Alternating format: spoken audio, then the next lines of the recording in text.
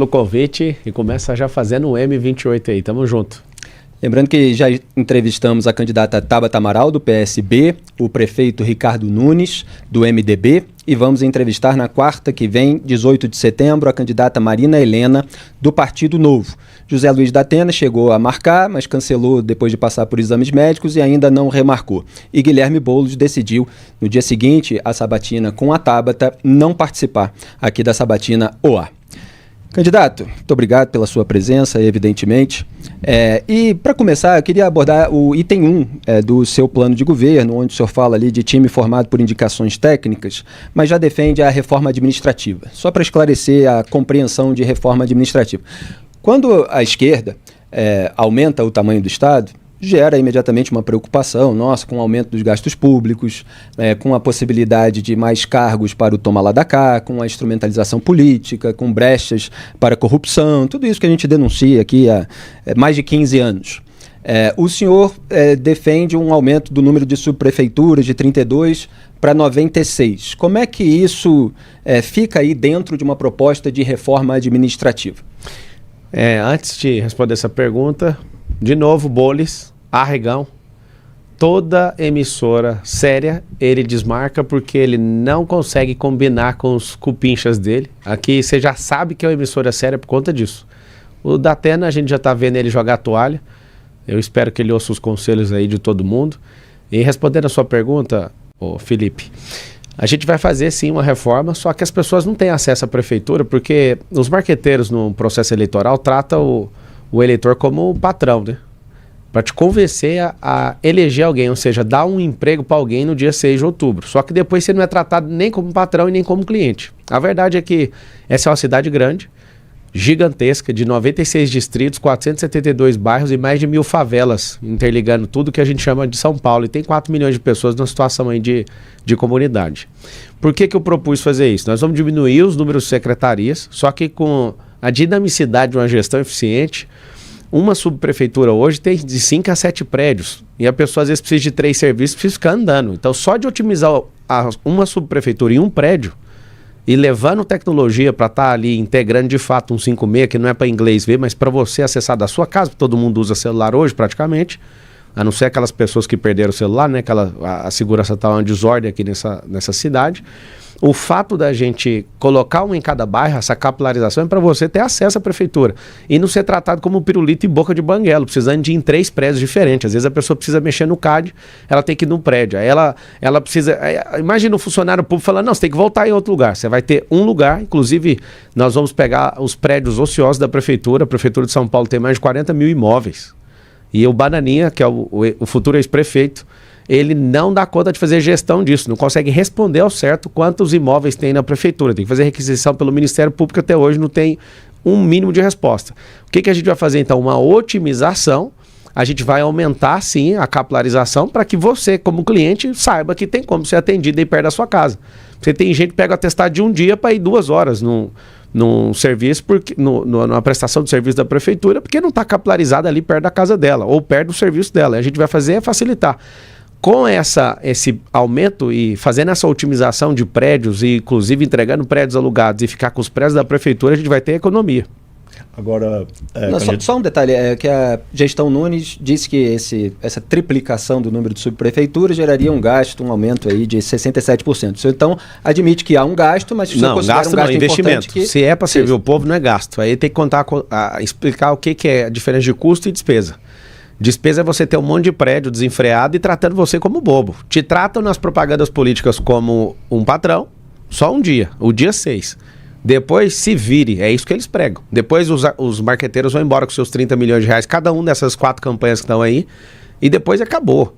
O que a gente está propondo é o seguinte, é uma dinamicidade, reunir num prédio só, eu sei que você concorda com isso, e eu sei que você sabe que nós temos dinheiro para colocar aí no seu distrito.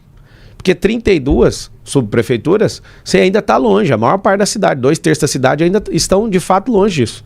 Agora, a gente vai enxugar essa administração, que não precisa aumentar a quantidade de pessoas, não vai ter esses prédios esparramados, a gente vai criar economia. Então vai fazer uma gestão mais enxuta e mais tecnológica, isso vai trazer eficiência. Então, candidato, eu queria lhe perguntar justamente sobre isso, né? Porque quando se fala de reforma administrativa, normalmente a gente pensa em mexer no pessoal. né? Mudar as carreiras, reestruturar, enxugar ou ampliar o tamanho do time, né? Então, eu queria saber qual é se o senhor tem uma meta definida para essa reestruturação, enquanto o senhor quer reduzir o contingente dos concursados, vai querer mexer em concursado ou só em cargo comissionado, enquanto? Então, eu queria que o senhor desse mais detalhe, por favor. Nos concursados não, mas a questão comissionada é muito companheiro que tem ali, é muita gente incompetente. Só que todos terão a chance de ser avaliados, desses comissionados. Não vou chegar tocando as bruxas aqui e vou fazer mil coisas assim, não. Agora, a grande verdade é que um consórcio comunista que está aí hoje, nesses partidos, que você já sabe quem são, Nunes... Ah, não, ele não é não. É sim, a Marta Suplicy era secretária do Nunes, agora é vice do Boulos. O Aldo Rebelo, que é um dos comunistas mais respeitados do comunismo nacional, é secretária aí. A Soninha, que é abortista, esse povo tudinho que gosta de linguagem neutra, essa ideologia de gênero, essa besteiraiada que esse povo vive fazendo, tá tudo debaixo da gestão do Ricardo Nunes. E eu só entrei nessa discussão aqui, nessa disputa, porque não tinha ninguém. Sacaram o Salles da disputa. Eu falei, mas São Paulo vai ficar na mão de um esquerdista? Não faz sentido. Uma economia tão pujante. Então é o seguinte, tem uns 35 secretarias hoje para abastecer esses 12 partidos políticos. Tá Kassab, tá Temer, imagina, Temer, Valdemar Costa Neto, aquele do Mensalão, esses caras todos, Milton Leite, estão todos juntos para mamar nessa prefeitura. É uma prefeitura que representa a riqueza de nações, inclusive, é o terceiro maior orçamento do país. Agora, o que a gente pretende é enxugar isso tecnicamente, porque a gente não está devendo nada para ninguém. Nós chegamos até aqui, segundo a Veritá, a Exame e a CNN, até que saia a outra pesquisa, nós estamos em primeiro descolado desses caras. No Data Povo, que é vendo esse povo na rua, é assustador o tanto de gente que faz isso aqui. Eu sei que está assistindo aí, já faz o M28 e entra para a guerra. Vou te falar por quê, porque é um milagre estar aqui onde eu estou. Sem padrinho político, presta atenção, sem tempo de televisão nem um segundo, sem tempo de rádio, sem marqueteiro, sem dinheiro público e sem as minhas redes sociais. Só somos Deus e o povo. Então, assim, sobre essa questão de enxugar essa máquina, eu não sou da teoria de vamos para o estado mínimo e nem sou esse cara de companheirada que quer o estado máximo para arrancar seu couro. Eu sou afim do estado eficiente, de ter gestão, de ter metadado, de saber como fazer isso. Isso eu já sei fazer no privado, eu só nunca fui funcionário público, e agora eu vou provar para vocês o tanto que é fácil alguém bem intencionado, alguém que não está devendo nada para outro. Não me curvei para nenhum deles. Vamos ganhar, vamos trazer, respondendo até aquela primeira pergunta, Felipe, as indicações serão técnicas, partidárias e vai ter um recrutamento de seleção. Estou em paz. Por exemplo, o Felipe Sabará, que foi secretário tanto da prefeitura e agora do Tarcísio no estado, ele é um cara que veio, é um dos maiores apoiadores nossos. Um abraço para o Sabará, conhece muito, tem mostrado várias soluções para mim, ele é o líder do plano de governo nosso. Ele é um cara que eu não prometi para ele cargo nenhum. Ele sabe que eu estou conhecendo o coração dele, ele é um cara que provavelmente vai passar nesses... Ele é do Republicanos, ele é um cara que provavelmente vai assumir aí, passando no processo seletivo, mas não tem combinado com ninguém, nem com ele, nem com ninguém. Agora, o senhor tem um partido, sim, certo? E é absolutamente natural. E, na verdade, vai ser difícil evitar que o partido reivindique um pedaço da sua administração. Já estamos combinados, não vai ter. Não vai ter. Não vai ter, já estamos combinados sobre isso. Mas... compromisso assumido. Compromisso aqui, né? Sabatino do senhor e do partido também. Sim, o próprio presidente já falou na coletiva para 13 veículos de imprensa. Não tenho esse compromisso com ele. O compromisso é técnico, sabe disso. Vou te dar a prova que isso é um assunto que vai ser tratado com seriedade. Eu tenho dezenas de empresas e não contrato um parente, eu não autorizo isso. Eu não contrato alguém porque é cota de parente, cota não sei de que, não. É gente competente. Se eu ver o cara competente e eu não sentir o olho dele brilhando por pessoas e não amar gente, não vai. Eu vou fazer um processo seletivo de novo. Se você me der a chance, eu preciso dessa chance para te provar que tem como mudar essa política na cidade de São Paulo e no Brasil. Se você me der essa chance, eu vou te falar. Vamos vencer isso no primeiro turno, no dia da vingança, que é o dia 6. Eu vou ter outubro inteiro, novembro e dezembro. 90 dias para escolher um batalhão de elite. Eu vou abrir isso para partidos políticos, para todos, inclusive. Só que você sabe, caras de extrema esquerda e de esquerda não conseguem andar perto de gente que é luz igual a gente. Que é sal, sabe mar sal? Imagina um mar de sal. Esse povo que é comedor de açúcar, esse povo que é frio, é vitimizado, eles não dão conta de andar assim. Eu vou abrir o convite para todo mundo. Ninguém governa sozinho. Eu vou compor com esses governos, só que eu vou fazer isso ganhando com o povo. Significa que eu não tenho que pedir para eles o que eles querem. Eu vou dar as posições que eu achar que é necessário para cada um. Dá licença, só para completar esse assunto, candidato. São cerca de 130 mil funcionários aqui na prefeitura, e desses comissionados devem ser uns 15 mil, 17 mil, alguma coisa, é gente pacas, certo? Então, como blindar uma máquina desse tamanho da presença de gente do mal? Porque assim, eu imagino que o senhor vai fazer esse processo de seleção para os secretários, não dá para espalhar isso, o senhor não vai poder estar presente. E nós vamos criar um braço dentro da prefeitura, né, um serviço de inteligência para investigar todos os secretariados, todo mundo vai ser investigado.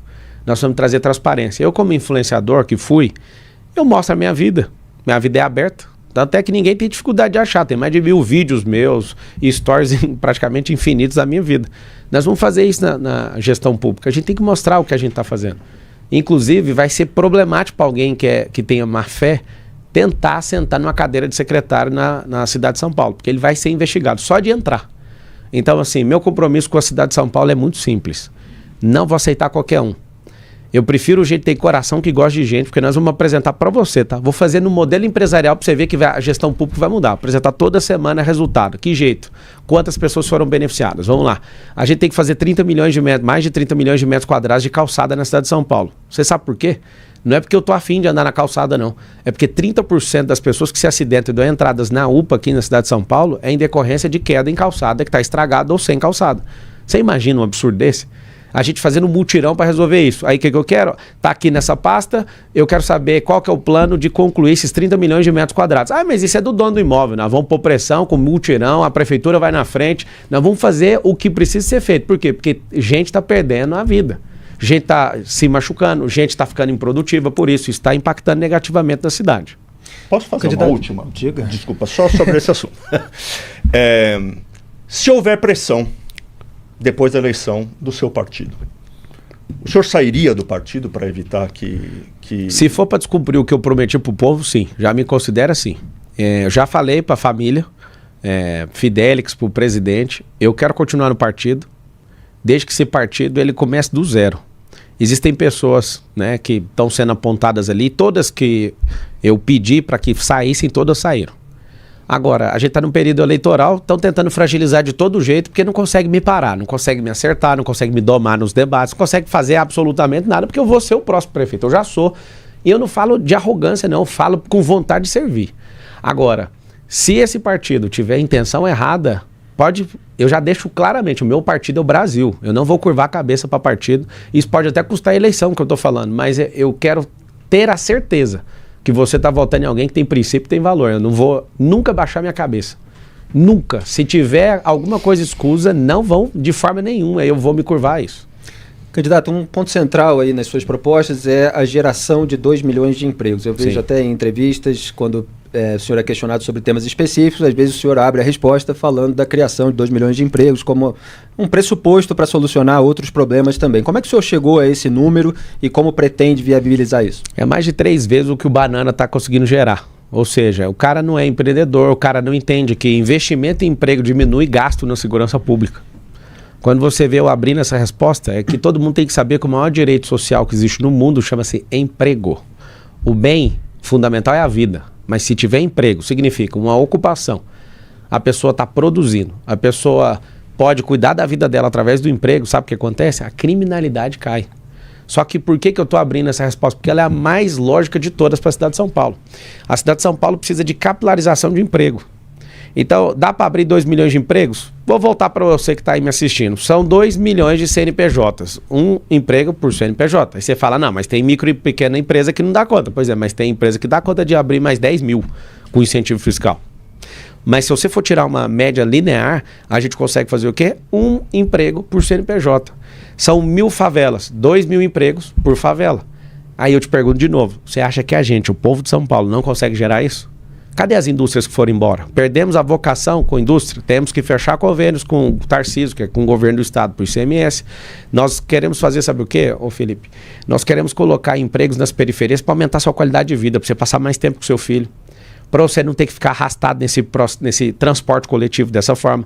Eu estou andando nas ruas e fazendo carreatas, eu vejo a energia do povo indo embora depois no transporte coletivo, assim, a pessoa trabalha pra caramba e depois vai arrastado naquilo ali de volta.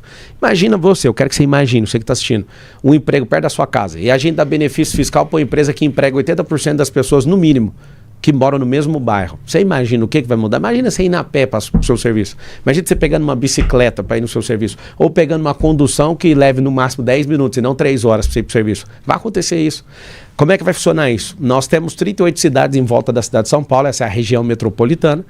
E essas 38 cidades, muitas pessoas, elas vêm para dentro do centro expandido da cidade. O que a gente vai criar é um amortecedor de fluxo, que vai ser um cinturão de 120 quilômetros de empresas mesmo. Vai ser uma faixa empresarial, onde a gente vai dar emprego aqui para você que está no seu emprego aí na cidade de Tiradentes. Estou aqui, o emprego está aí. E quem estiver vindo de fora para procurar emprego aqui dentro também, para aí, é um amortecedor de fluxo. Ninguém tinha pensado nisso antes.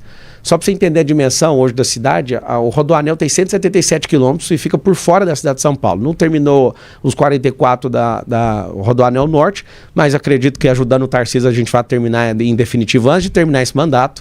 E aí sabe o que vai acontecer? Vai ter um anel interior de 120. Esse anel é de empresas com empregos para vocês aí. A maior solução de todas. Vai diminuir criminalidade, vai aumentar o seu desfrute como paulistano ou você que resolveu morar aqui.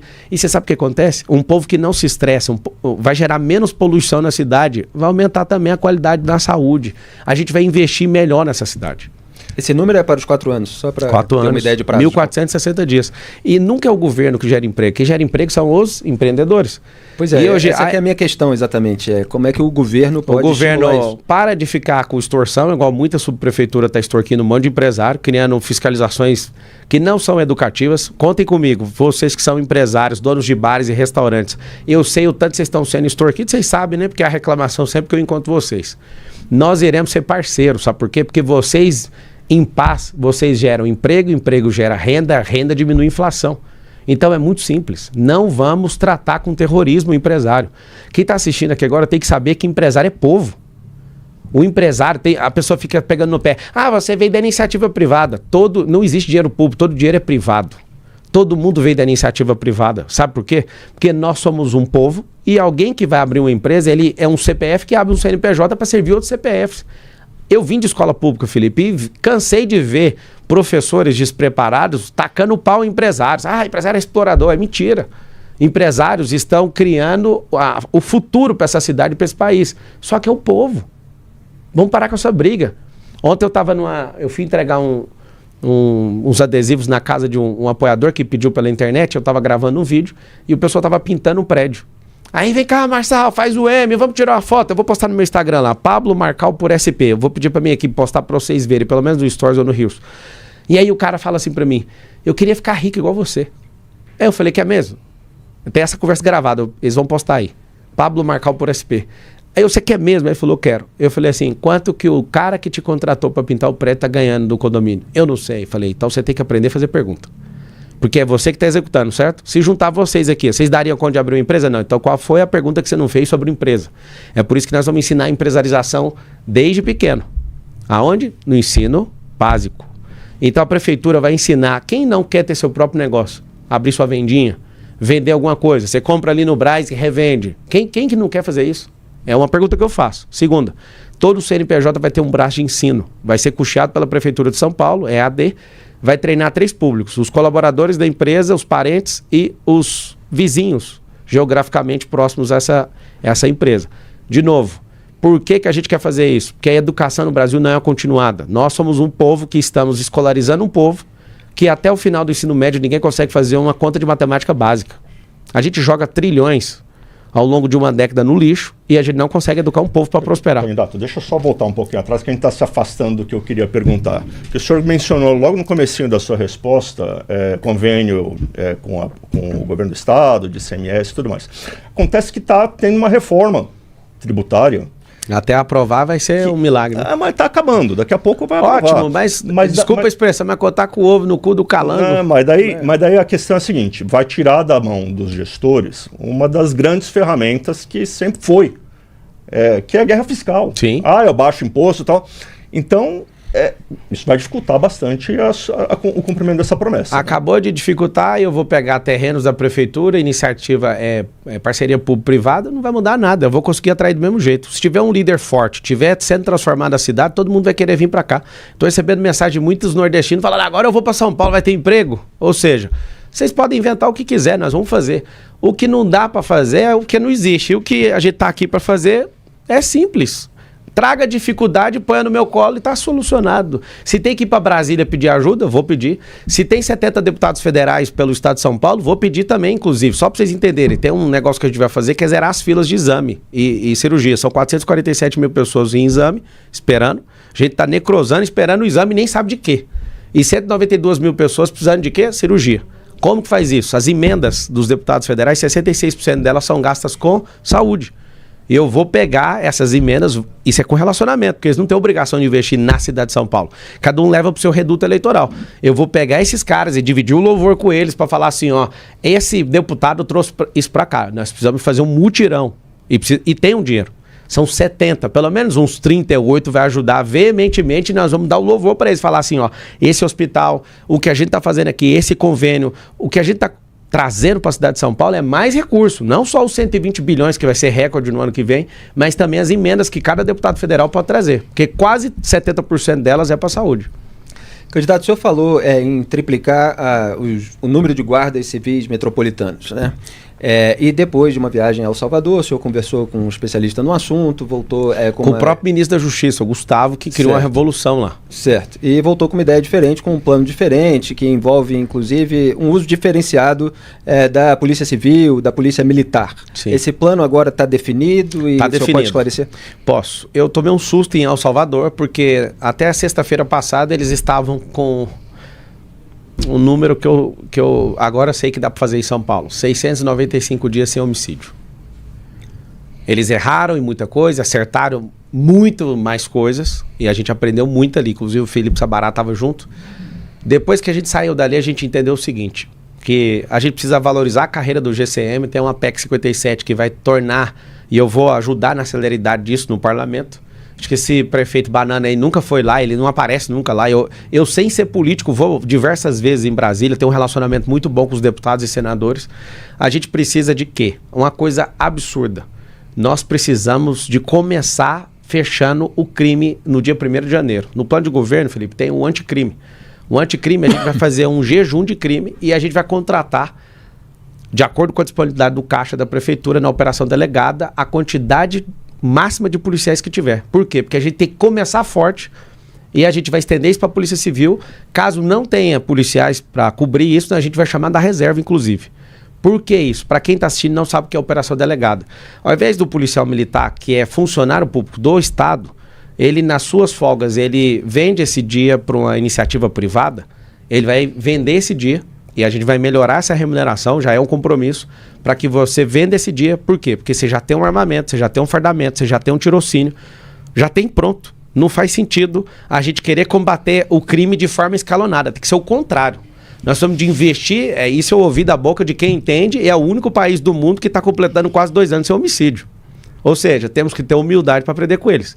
Isso é a cabeça de um gestor que não tem vergonha nenhuma, isso chama dinamicidade, de perceber que precisa ser feito algo. Eu fui lá, entendi, aprendi, conversei com os especialistas, com gente de segurança pública, falou, isso faz mais sentido. Porque um X de querer encher uma guarda, que dentro da lei a gente pode chegar até 24 mil pelo tanto de pessoas que tem na cidade, inclusive a nossa guarda é menor que a do Rio de Janeiro, só que se a gente for escalonando, eu não consigo chegar nesse número e trazer a representação de segurança que a gente precisa, e não consigo também melhorar os salários da guarda.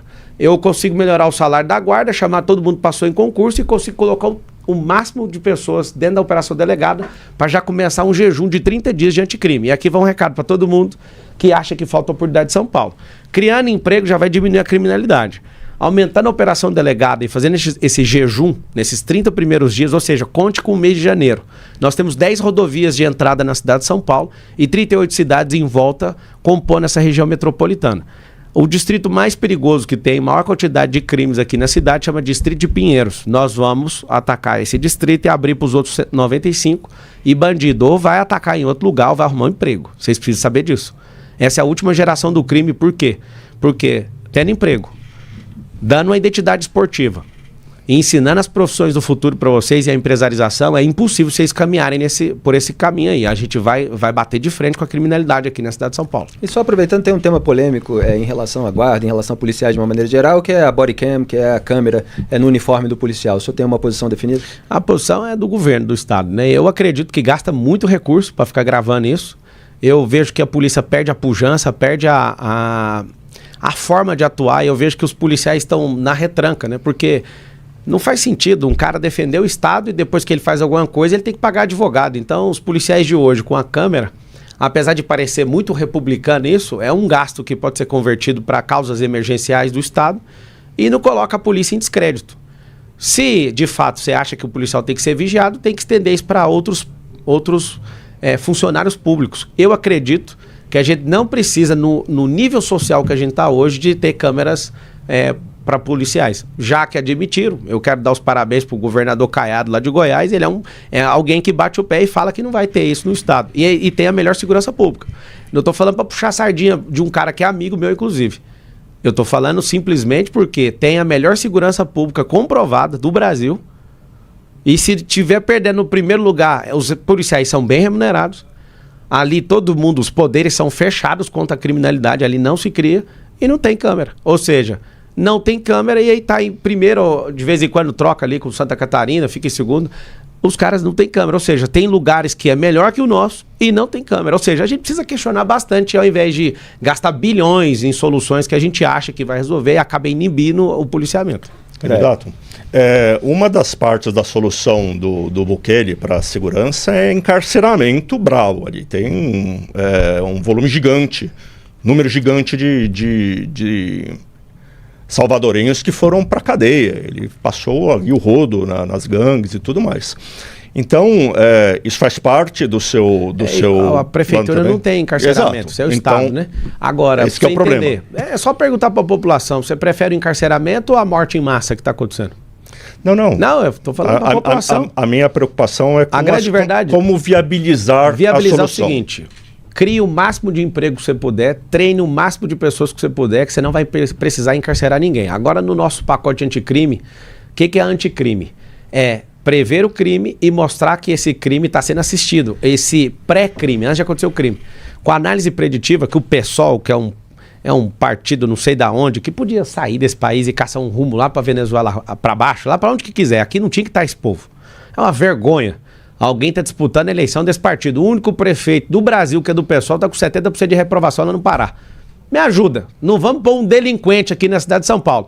Bolis, se você quiser ser prefeito, arrume outra cidade, que enquanto o xerife Marçal estiver aqui, você nunca vai pôr essa bunda sua na cadeira de prefeito da cidade de São Paulo. Se esse é seu sonho, mude de cidade, que delinquentes não vão sentar nessa cadeira. Então é o seguinte, o que é essa análise preditiva? Hoje São Paulo tem menos de 20 mil câmeras e poucas delas são inteligentes. O que é uma câmera inteligente? Ela que tira um relatório, tira uma análise e faz um input para algum outro tipo de processamento para já ir na ponta, já colocar ou o contato humano ou o contato robótico para a pessoa saber que está sendo de fato assistida ali. O que é a proposta? A proposta não é de encarceramento, é usar a inteligência artificial para monitorar, por exemplo, o cara vai meter a fita. O principal medo do paulistano hoje é perder o celular. Cada 3 paulistanos, ou pessoas que decidiram morar nessa cidade, cada 3, um já teve o seu celular furtado. Existe um modus operandi no crime.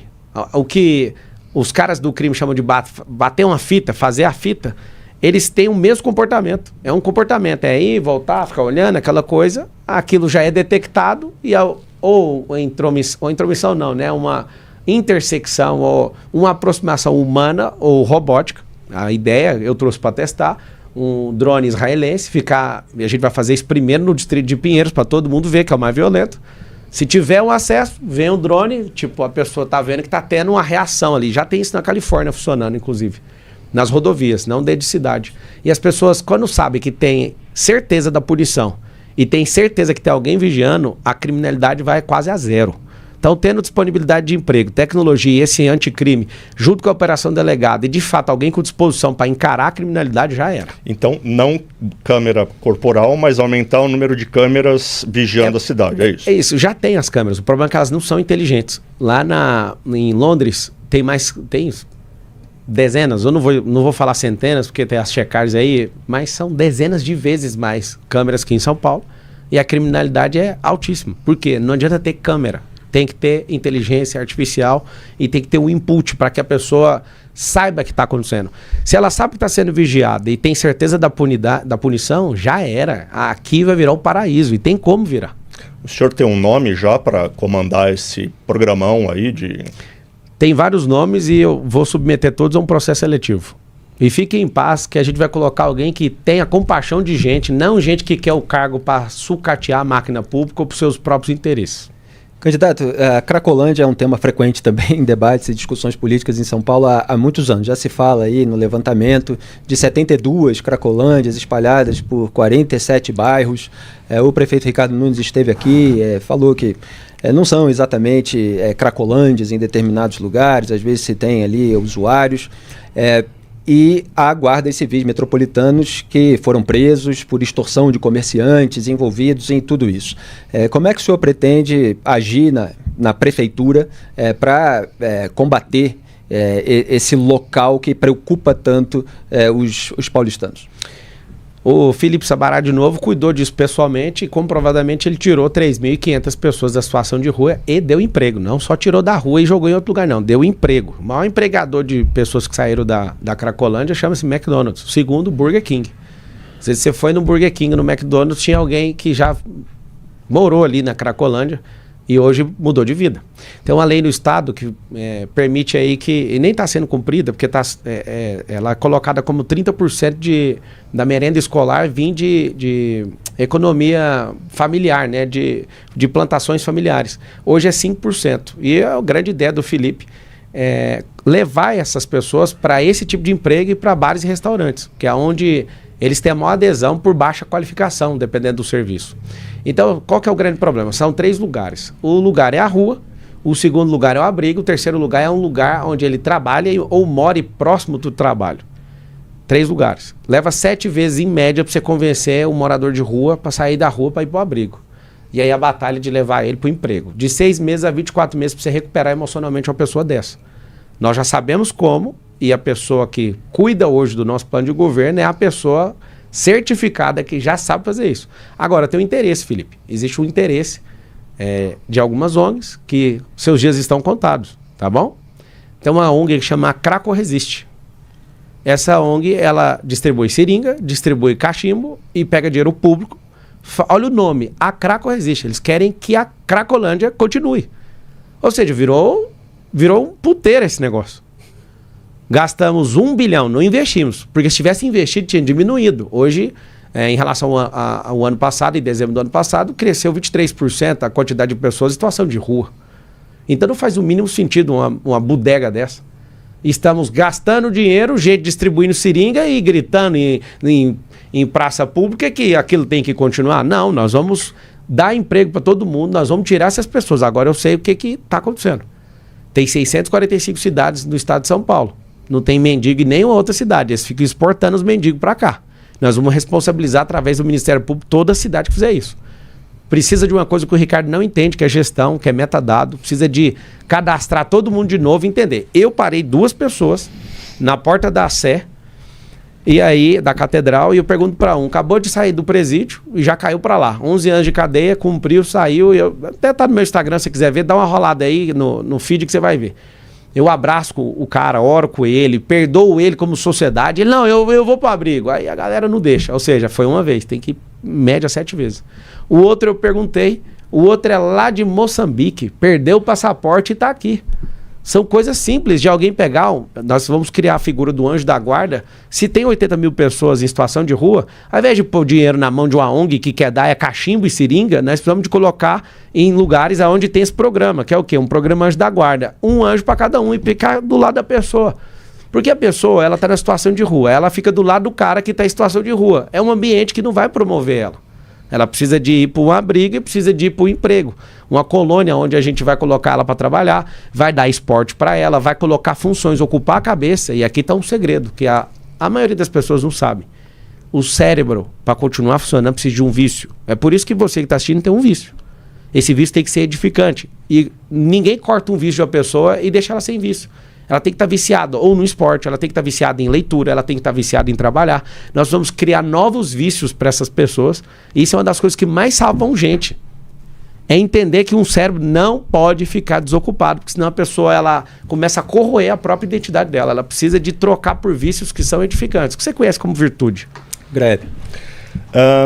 Uma curiosidade, Vamos lá. uma coisa que as pessoas entendem pouco, ou também não entendo bem, que é a participação dos evangélicos na política e, enfim, é uma fatia da população que está crescendo, todo mundo sabe disso. Queria que o senhor explicasse qual é a sua relação, de fato, com esse movimento. Porque, dias atrás, o Tarcísio de Freitas e o Ricardo Nunes se encontraram com um monte de pastores. Um monte é quanto? Eu não sei. Então não pode chamar de monte, pode ser um cupim ali de fazenda, de 2 metros. Se eu não me engano, eram 400 pessoas que estavam nesse encontro, era bastante gente. Enfim, estavam discutindo uma resistência à sua candidatura. Tem o Silas Malafaia, que todo mundo sabe, que vive soltando cobras e lagartos contra o senhor. Então, afinal, qual é a sua relação com o movimento evangélico? Eu sou evangélico. Eu me converti com 9 anos de idade. Eu sou da Igreja Videira, desde quando eu sou adolescente. E o problema do Silas é que a gente tem os mesmos princípios e valores, só que a gente desentende nas decisões eleitorais. Ele sempre toma decisão errada. Já apoiou o Paes, já apoiou Lula. Ele já apoiou o Alckmin, ele já apoiou o tanto de cara. Ele já foi resistente em começar a apoiar o Bolsonaro, até que o Bolsonaro virou uma onda e aí colocou o Bolsonaro debaixo do braço. Eu não tenho nenhum problema com ele, falar a verdade pra você. E você não vai me ver desrespeitando ele, inclusive. Agora, existem pessoas que a gente tem que analisar o que elas têm com a máquina. Você falou 400 pastores, eu acho que foi 40 lá na segunda-feira. E o que chamou todo mundo tem contratos, tem benefícios com a prefeitura. A prefeitura com a máquina na mão, você não sabe o que ela está fazendo. Vocês nem imaginam. É um milagre eu estar aqui. Então, eu quero fazer um desafio. Qualquer pastor que quiser apoiar o Nunes, fale publicamente e não faça como o Estevão Hernandes, que postou e apagou. Porque os próprios membros não estão com eles. As pessoas não votam por cabresto. A direita não tem dona, a direita é livre, os conservadores são livres. Você vai entrar nas páginas do Silas, ele geralmente tem 500 comentários, 1000 comentários. Todas as últimas 9 postagens dele, fora as pregações que ele está fazendo, as últimas 9 sobre mim tem 70 mil, 40 mil, 30 mil e 90% é arrebentando com ele. Por quê? Mandando, as pessoas mandando, vai cuidar da sua igreja, vai cuidar das ovelhas. E aqui meu respeito ao Silas, porque ele foi um combatente. Só que a igreja, ela não é dona de movimento conservador. O pastor não manda nisso. A igreja gloriosa, a igreja de Cristo, é uma igreja que transforma pessoas e tem que dar o espaço para as outras.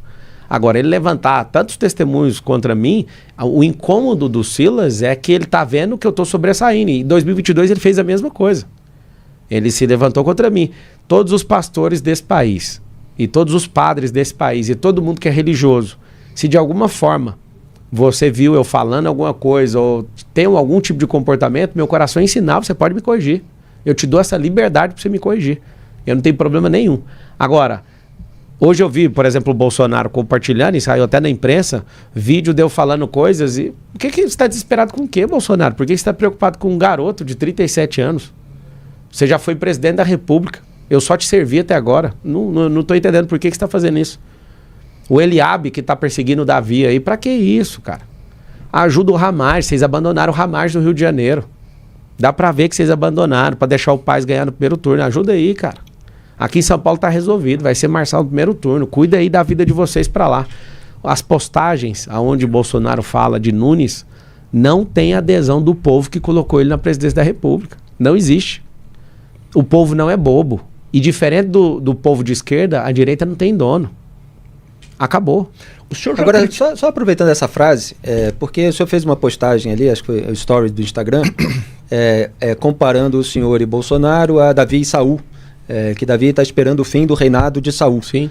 Então o senhor seria Davi, Bolsonaro seria Saul. O senhor está esperando o fim do reinado do Bolsonaro para assumir? Sim, todo mundo. O senhor diz, a direita não tem dono. Sim, seria para assumir o quê? Ou o Nicolas é Davi. Eu posso ser um Davi. Todos aqueles que são a nova geração, não é que eu estou pegando a identidade do Davi, que é um combatente, não. Eu posso ser. Eu acredito que o Nicolas vai ser presidente do Brasil. Ele é um tipo de Davi. Para mim, o maior orador dos 513 deputados. Isso não é uma pretensão minha, a gente tem que se preparar para isso.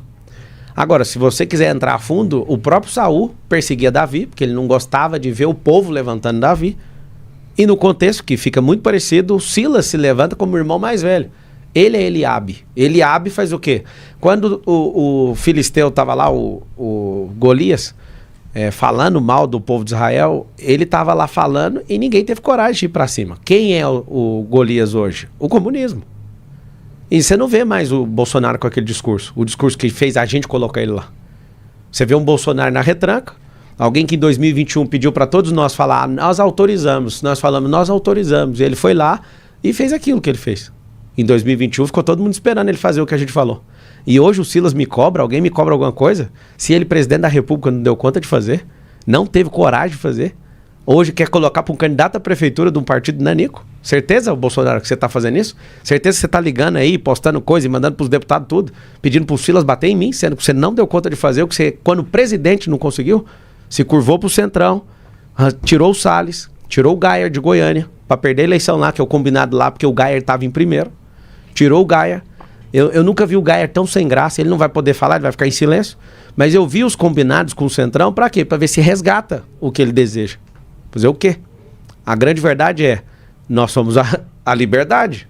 Eu não vou curvar para isso, eu não tenho combinado com o Valdemar Costa Neto, eu não tenho combinado com outro partido, então não tem como acatar a ordem de alguém que está curvando pro Centrão, não tem o que fazer. Eu nunca vi um Centrão tão poderoso aqui em São Paulo. Lamento. 2026, você conseguiu ser elegível? Eu vou fazer campanha para você, fique em paz. Agora, você não conseguiu, a gente tem que virar a página do Brasil, a gente tem que entender isso. Não adianta. Bolsonaro nos trouxe até aqui, às vezes ele não vai levar a gente em lugar nenhum mais. Que se levante mais 1000 Bolsonaros, que se levante 1000. O Silas já tá bom, já um só já tá de bom tamanho. Agora, que se levante 10.000 Nicolas, que se levante pessoas que de verdade querem defender essa nação e tem coragem para defender. E só aproveitando essas figuras todas, é uma resposta muito rápida, se for possível. Até o prefeito Ricardo Nunes usou um vídeo seu falando de Rei Salomão. Por que o senhor se refere daquela maneira ao rei Salomão? O senhor diz que não é para venerá-lo, que ele é um neném, e aí ele usou isso. Esse é um corte, né? Que eu sempre falo de Salomão. Dizer que os cristãos respeitam menos Pablo Marçal. Qual é a sua posição? Na verdade, ele está querendo me impor contra os cristãos, mas ele apoia aborto. Ele é católico, segundo ele fala, não sei quantas vezes que ele vai na missa no ano, só que ele que tá falando que vai demitir gente se não fizer o aborto. Tá hoje, acabou de falar no Estadão, eu postei, o povo tá puto com ele. Agora, pegar corte meu. Por que você falou? Primeiro, o vídeo tá sem contexto. Porque eu sempre ensino Salomão, e uma das coisas que eu mais ensinei foi Provérbios até hoje, e cito todos os momentos da minha vida. Na multidão de conselheiros há sabedoria. 3.000 anos. Quem falou isso? G de Dias. Agora, por que vocês estão pegando os cortes? Você só pega no pé de alguém quando você não dá conta de pegar na mão. Bananinha, já acabou o seu governo. Para de gastar o dinheiro da prefeitura. Tá tocando 7.000 obras no desespero. Só que aquilo que precisa, que é dar saúde pro povo, você não dá conta. Demitir funcionário público porque não quis fazer o que você mandou fazer com o negócio de vacina, você demitiu. Gente que não fizer o aborto, você falou com a sua boca que você vai demitir. Você é um canalha. E eu vou pegar eu vou auditar essa prefeitura inteira e vou te pôr na cadeia ano que vem. Você pode escolher outro nome pra mim se você não estiver na cadeia ano que vem. Agora, se você é a favor da impunidade, vota nessa banana aí. Se você entendeu o que eu tô falando, eu vou passar um pente fino em tudo que você fez, com creche, tudo que você tá fazendo com PCC, com ônibus. Você vai se lascar, camarada. Você não é homem pra sentar nessa cadeira. Você foi tacado aí. Você vai se lascar com Mas isso. Tem algum contexto para dizer que não se deve venerar e que ele é um neném? Claro. Só para explicar. Não, isso é uma expressão. Eu peguei e falei do Salomão, o maior respeito que eu tenho, só que eu falei para as pessoas assim, cara, tudo é Salomão. Salomão termina em Eclesiastes falando assim, tudo é vaidade. Ou seja, ele é um ser humano normal. E tem gente que fala, mas ele tinha sabedoria. Ele não era sabedoria. Quem deu a sabedoria para ele foi Deus. E no final da vida dele, ele se curva para outros deuses, foi desobediente. Por que você não pode ter o pensamento crítico em relação a isso? Por que uma pessoa não pode avaliar e ver o final da vida da pessoa? É igual o Silas, começou muito bem e está terminando mal se ele não parar com isso. Às vezes as pessoas começam bem e terminam mal. Salomão é um exemplo que pediu sabedoria para Deus e terminou mal. Todo cristão sabe disso. E aí a gente tem a oportunidade hoje de fazer diferente. E você quer cometer os mesmos erros que Salomão? Simples. Não precisa idolatrar nenhuma figura bíblica. Você precisa ter amizade com Cristo, você precisa ser um cristão verdadeiro. Eu não afino para nada que eu já falei. Errei muito em coisas que eu falei, assumo todas. Mas uma coisa é muito simples. Querer usar corte por aí, quem é o rei do corte, você já sabe, não é você não, banana. No próximo debate eu vou tacar uma no seu peito que você não vai conseguir sair dali. Tá bom? Candidato, eu queria voltar um pouquinho atrás do que o senhor estava falando aí, sobre a possibilidade do Bolsonaro estar elegível em 2026, daí o senhor está com ele e tudo mais. E se não estiver, o senhor pode sair da prefeitura para... Não vou sair, vou ter a paciência e não vou errar igual o Dória. Tá, então isso é um compromisso. 100%. Não... 1.460 dias da minha agenda dedicada ao povo de São Paulo. E se seguir tudo certo, Tarcísio ir para reeleição, para governo, eu também vou partir para reeleição na prefeitura de São Paulo, caso seja do agrado do povo. Ok. Era só isso? Acabou a entrevista? Não acabou a entrevista. Candidato, estava vendo o item 29, saúde da mulher, no seu plano de governo. E fala ali, investiremos em políticas para prevenir a gravidez precoce. Essa é uma pauta aí que é uma interseção de saúde e educação. O tema da educação sexual gera muita polêmica divisiva entre esquerda e direita. Então, como investir em políticas para prevenir a gravidez precoce? Não Isso envolve algum tipo de educação sexual? Sim. Familiar e na escola. A gente tem que ensinar segurança sexual e não erotização, igual estava fazendo nas escolas. A gente não tem que erotizar, falar de homossexualidade ou falar de heterossexualidade, nada disso. Tem que falar para a criança não deixar ninguém tocar no órgão genitor. Não tocar na sua genitália.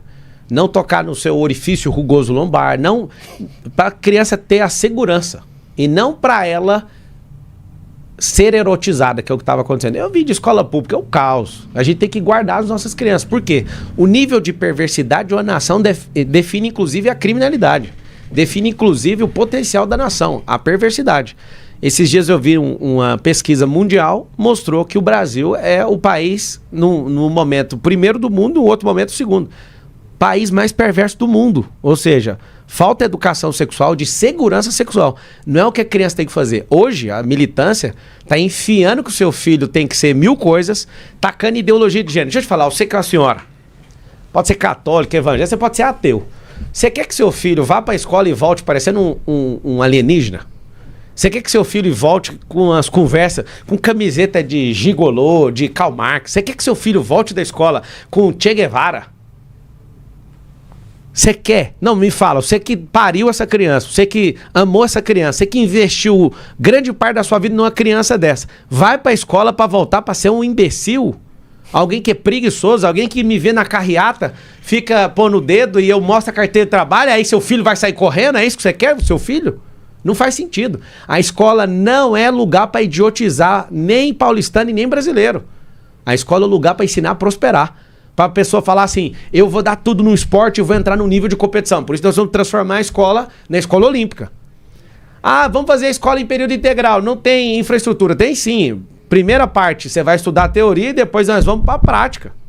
Se tiver identidade esportiva, por que escola olímpica? São mais de 60 modalidades. Não é possível que o seu filho não vai encaixar nenhuma. Ah, meu filho não quer, então vamos para a música. Ah, meu filho não quer, todo mundo vai aprender a empreender. Não, se meu filho não quer, meu filho, então inventa. Porque se você não quer todas as boas coisas da vida, invente algo novo para você. Vai ser astronauta, vai mexer com outra coisa. Mas bandido você não vai virar, não. E nem esse povo que parece alienígena. Esse povo que não tem fundamento nenhum e que não vai para lugar nenhum. Ah, mas você tem que respeitar as diferenças. 100% vou respeitar, mas é a sua cabeça definindo o que você vive. Não a gente tendo que curvar a sociedade para as loucuras da sua cabeça. Me ajuda. Tô de saco cheio disso aí. Meu nome é Marçal. Quanto que custa esse projeto da escola olímpica aí? A escola olímpica, cada centro olímpico custa R$1,5 milhão. Então a gente quer fazer 1.000, dá 1,5 bilhão, que é o dinheiro que gasta para aumentar o povo na rua aí, né? Só pra você saber de onde tirar o dinheiro, que você fez assim, como se eu tivesse responsável com a parte fiscal dessa cidade. Eu vou revisar todos os contratos da prefeitura, só na revisão já vai ter dinheiro. Nós vamos tirar todos os ladrões da prefeitura, já vai ter dinheiro. Tirar os esquemas desse tanto de partido, já vai ter dinheiro. Vai ter dinheiro, menina. E tem recorde, ano que vem são 120 bilhões. Vou parar só para te explicar o que é bilhão. Pensa você colocando para governar R$1 bilhão, um cara que não entende 1 milhão. Esses candidatos são aí, esses lero-lero que estão aí. 1 milhão em segundos, pra você criar uma dimensão aí na sua cabeça. 1 milhão em segundos dá 11 dias. 1 bilhão em segundos dá 32, de 31 para 32 anos. Nós estamos falando 32 anos vezes 120, é o caixa da Prefeitura de São Paulo. Destes, quase 28 bilhões a gente vai gastar com educação. E seu filho não está sendo alfabetizado, não tem escola em período integral, nós não estamos formando atletas, nós não estamos ensinando educação financeira, nós estamos investindo quase 30 bilhões. E esse povo sai de lá sem saber achar um emprego. Candidato, Oi. outra coisa. O senhor usou essa semana aqui a expressão vou banir livros sobre comunismo. Eu não estava presente no evento lá da Bienal, onde o senhor estava, mas vi essa expressão repetida em diversas reportagens. Eu falei, foi para isso mesmo, para repetir no jornal. A única coisa boa não repete, essas aí repete. A ideia é banir livros de escola, de biblioteca? Tudo que tiver pornografia infantil, tudo que tiver estimulando a erotização infantil, aborto, tudo que vá contra a tradição do povo brasileiro, contra o vernáculo, a coisa mais linda que a gente tem culturalmente é a língua portuguesa. A gente não quer falar todos, a gente não quer cantar o hino nacional. Desfiles desse solé, vai cagar. Seus filhos não vão cantar desse jeito. Isso não existe, isso é um desrespeito, inclusive é uma contravenção. Por que o Bolis não está respondendo por isso? Eu vim de escola pública, a gente cantava o hino nacional todo dia.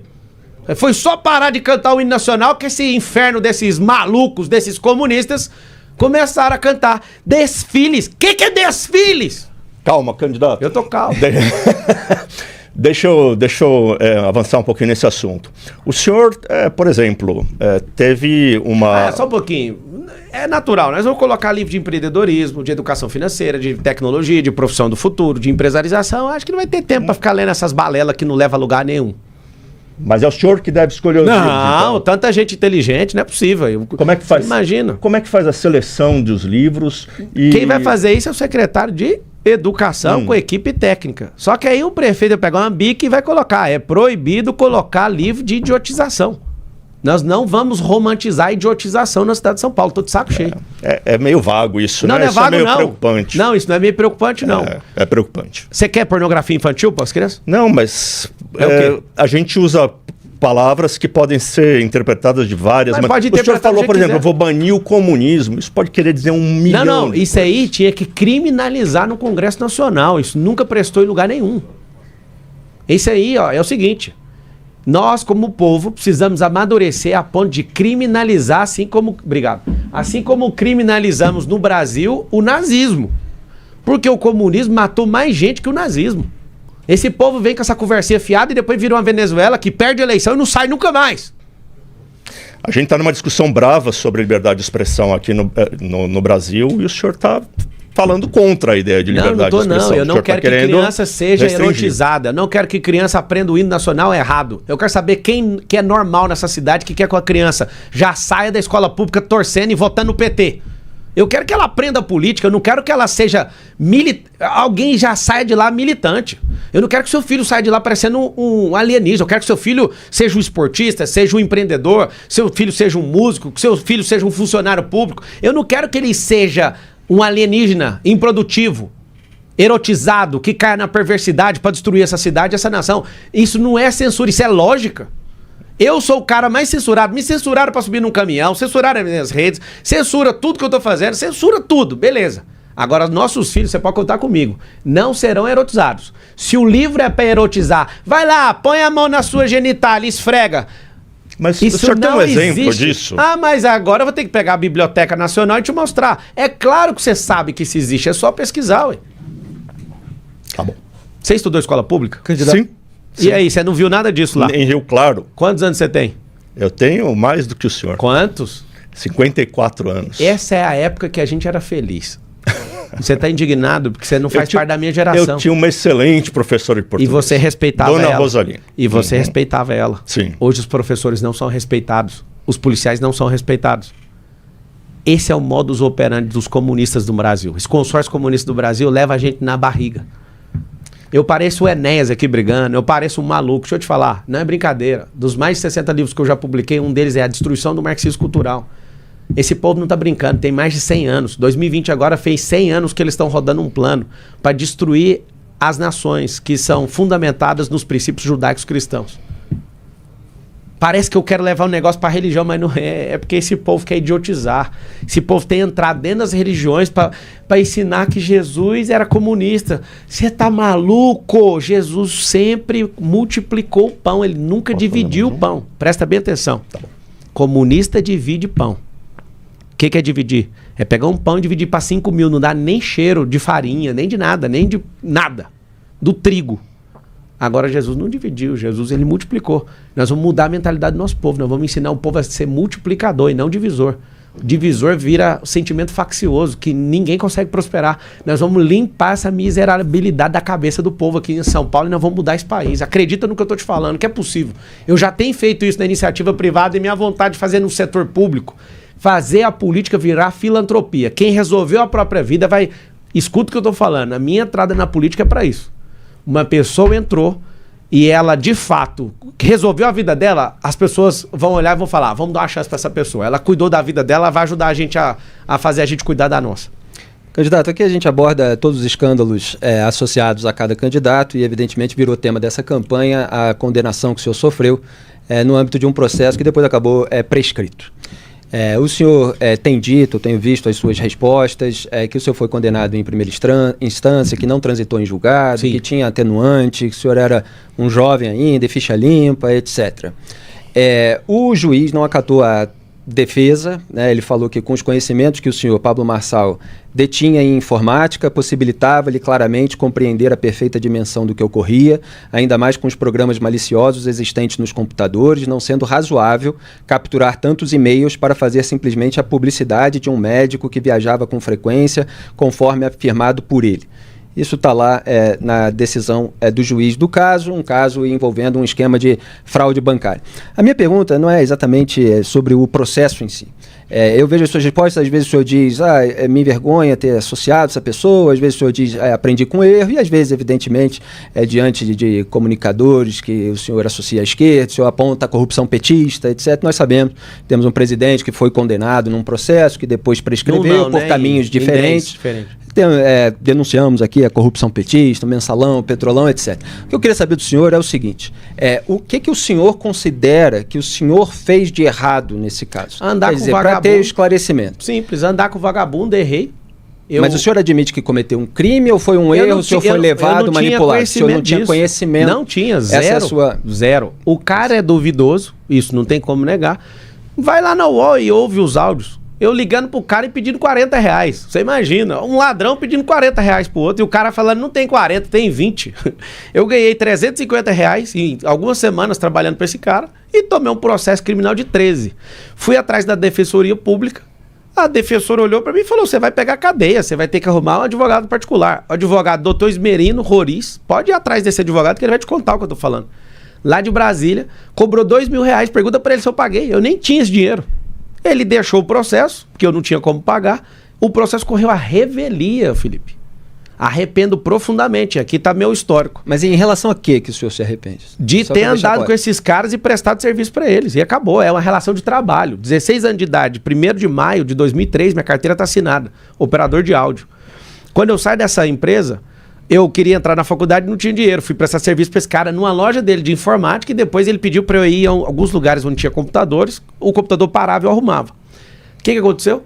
Nesse pouco espaço de tempo, eu não consegui fazer a faculdade de Direito no começo do ano, eu acabei entrando do meio do ano para frente. Eu arrumo um emprego de novo, de atender de call center depois disso. E esse processo me destrói. Eu tenho vergonha disso, sim.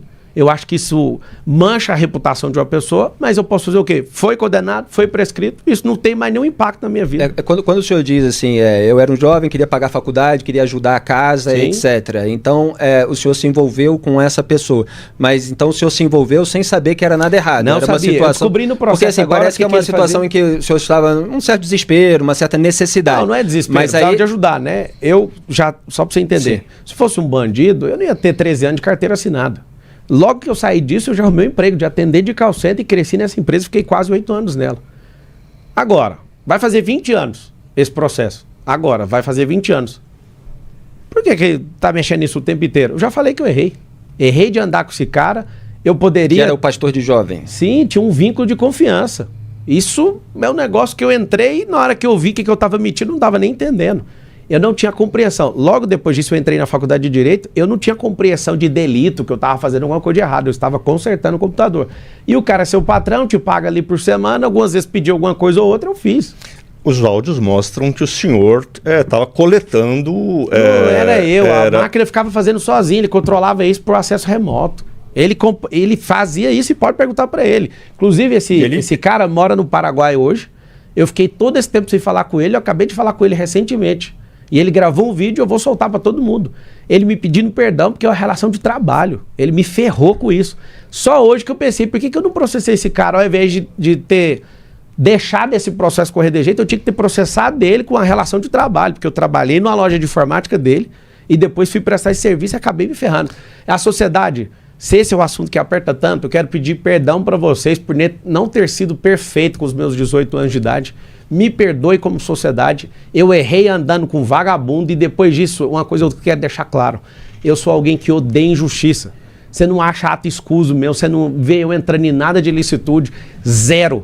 Eu estou numa disputa para prefeito de São Paulo, você tem que ver, eles estão revirando tudo, as minhas empresas são todas auditadas, eu estou 100% em paz.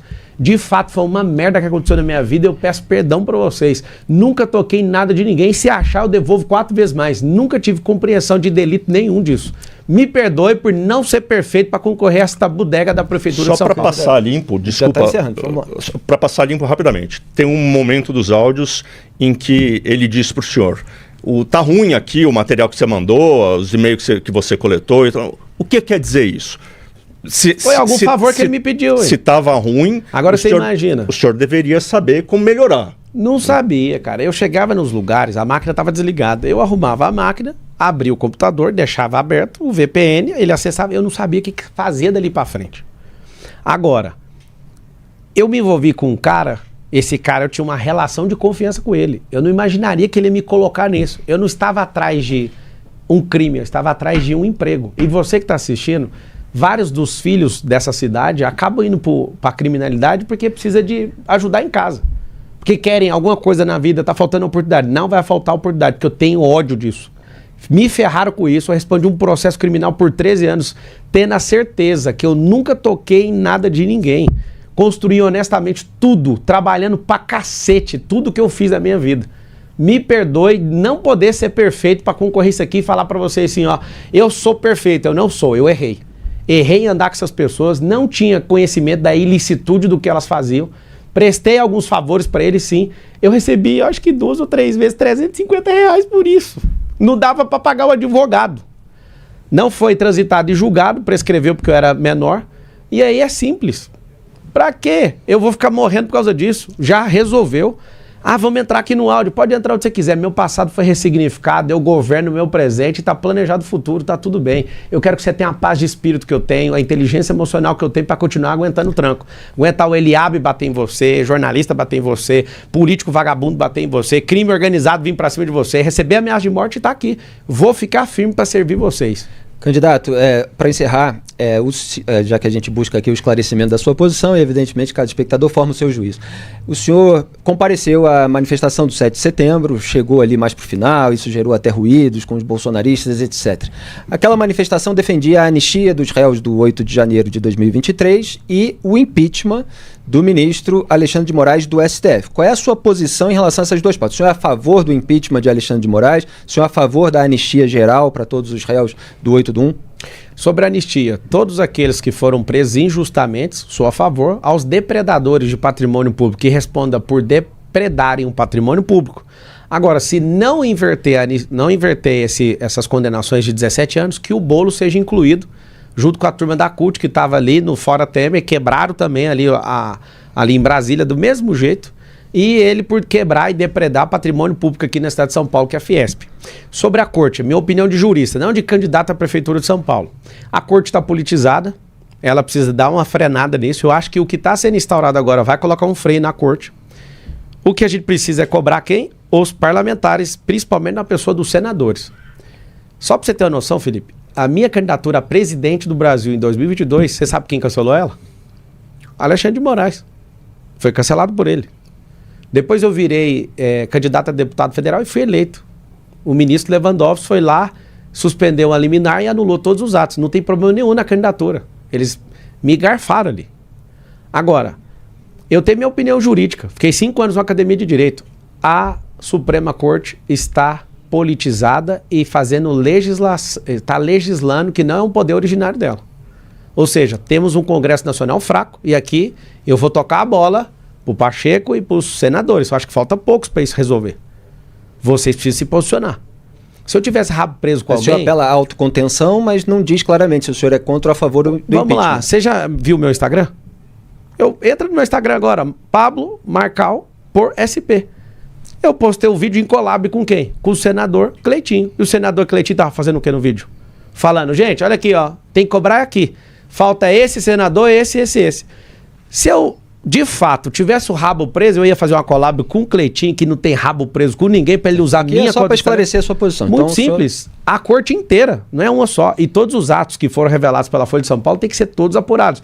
Agora, vocês, senadores, precisam pegar esse negócio, que é competência de vocês. Se precisar de um candidato a prefeito para falar de Supremo Tribunal Federal, coisa que o Silas não cobra do Nunes, e nem precisa cobrar de outros, mas cobra do Nunes. Não tem coragem de falar.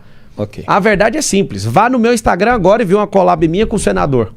E ele tá lá cobrando. Falta esses senadores. Se eu tivesse rabo preso, eu ia fazer collab com o senador da República pedindo para senadores assinar. Vocês têm que entender o que é competência. A competência é do Senado, o Senado tem que fazer.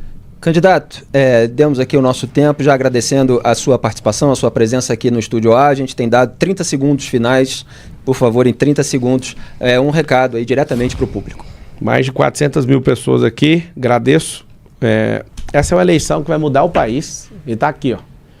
Pega esse número, decora ele. Você que não é de São Paulo, consiga um voto de São Paulo. Você que pode parar o que você está fazendo para vir para cá, precisa de uma guerra aqui. Eu tô contra a máquina municipal, federal, estadual. Todos contra mim, menos o povo. Na rua é assustador, o tanto de gente fazendo M. Guarda esse número aqui, ó, 28. Eu tô firme aqui, não tem nada que me faça curvar para esse sistema. Nós vamos entrar nisso e nós vamos mandar esses comunistas para lá da fronteira, onde eles quiserem, eles que se virem para cuidar da vida deles para lá. Eu amo esse país, eu amo essa cidade e nós vamos recuperar o sonho dos fundadores dessa cidade. Ser uma cidade de fé, de trabalho e de prosperidade. Vota no 28. Um beijo para vocês. Vou abrir uma live agora que eu vou para outro canal de televisão aí, para Jovem Pan e no Instagram Pablo Marcal por SP e a gente troca ideia lá, tá? Abraço. Obrigado vocês pelas perguntas. Eu acredito que...